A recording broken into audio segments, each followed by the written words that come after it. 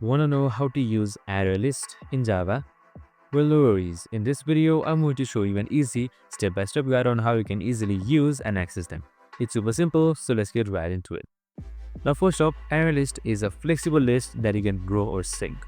So in this code, we import it from java.util, then create an array list of strings.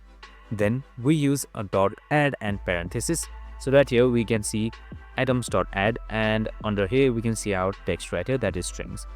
So after that, we loop through using a for each loop to print each fruit right here, as you can see. And this is way more flexible than basic arrays. So this is perfect for dynamic data. So you can just simply run it up right here, and it will be showing you your output just like this. And that's it. Super simple and easy. This is how you use ArrayList. I hope this video helped.